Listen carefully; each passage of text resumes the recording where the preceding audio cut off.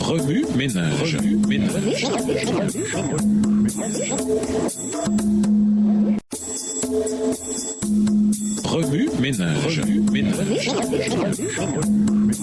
Bienvenue dans votre émission. Remue ménage. Nous voilà à la leçon de dimanche. Intérioriser un favoritisme dangereux. Dans son exemple d'une réunion qui a mal tourné, Jacques se concentre sur tout ce que l'être humain a à sa disposition pour juger quelqu'un d'autre. Les apparences. Les bagues en or, les beaux habits et les vêtements sales sont utilisés pour déterminer la façon de traiter une personne. Cela n'est-il pas terriblement inexact? En effet, ce ne sont pas tous les riches qui portent de beaux vêtements. Bonjour Mark Zuckerberg. Et ce ne sont pas tous les pauvres qui portent des vêtements sales. L'une des principales raisons de ne pas juger les autres, c'est que non seulement ce n'est pas bien, mais aussi que les êtres humains sont d'affreux juges. Contrairement à Dieu qui sonde le cœur et peut juger clairement, 1 Samuel 16 verset 7, l'humanité ne voit qu'en surface, ce qui ne fournit pas assez d'informations pour rendre un jugement juste et encore moins équitable. Jacques dit clairement que faire preuve de favoritisme équivaut à porter des jugements fondés sur de mauvaises raisons et qu'une telle attitude nie carrément la façon dont Dieu traite les pauvres, qui deviennent riches dans la foi et héritiers du royaume qu'il a promis à ceux qu'il aime. Jacques 2, les versets 4 et 5. Il pivote ensuite et pose deux questions pointues à propos des riches. Ceux qui vous oppriment et vous traînent devant les tribunaux, ce sont les riches, n'est-ce pas? Ce sont eux qui font insulte au beau nom qui vous a été donné au verset 6 et 7. Autrement dit, pourquoi cherchez-vous à impressionner les gens qui ne se soucient même pas de vous? Pourquoi cherchez-vous à élever ceux qui vous oppriment? Pourquoi honorez-vous ceux qui déshonorent celui qui est censé être le plus important pour vous, c'est-à-dire Dieu? Même d'un point de vue égoïste, ça n'a aucun sens. Pourquoi vénérer ceux qui dégradent leurs semblables? Pourquoi mettre sur un piédestal des gens qui ne sont même pas dignes d'être imités, en opprimant leurs frères et sœurs et en blasphémant contre Dieu? Ceux qui ont soi-disant réussi donnent la preuve d'une âme en faillite, d'un succès qui n'est que nominal. Cette perspective biaisée affecte invariablement la spiritualité de ceux qui la détiennent. Pris dans les normes et les paradigmes du monde, il est possible de faire preuve de partialité envers ceux qui réussissent dans le monde et de mettre de côté le Dieu qui les a créés. Dieu est traité comme un pauvre, ignoré en raison de son manque de popularité et d'acceptation dans le monde. Il ne doit pas en être ainsi. L'humanité ne se classe pas en deux catégories, la catégorie des nantis et celle des démunis, en fonction des biens ou des talents qui déterminent leur valeur. Cette perspective est un péché qui entraîne dans son sillage d'innombrables illusions. Voir les autres êtres humains et Dieu tels qu'ils sont vraiment, avec les yeux de la foi, aide à maintenir Dieu sur le trône du cœur et à avoir une vision juste de tous les êtres humains, une vision empreinte de compassion et de vérité. Remue ménage. Revenez à votre texte écrit et étudiez le passage. Encerclez les mots ou expressions où il dit répéter. Soulignez les mots ou expressions qui sont importants et qui signifient quelque chose pour vous. Reliez par une flèche les mots ou expressions aux autres mots ou expressions associés ou connexes. Quels éclairages particuliers vos notes semblent-elles indiquer dans l'ensemble? Mémorisez votre verset préféré tiré de Jacques 2, les versets 1 à 13. Écrivez-le plusieurs fois pour vous le rappeler plus facilement. Au cours de votre croissance, quelles idées au sujet des riches et des pauvres aviez-vous? D'où venaient de telles idées? Comment conserver les yeux de la foi pour voir les gens et Dieu tels qu'ils sont vraiment? Au revoir. Et à demain si Dieu veut.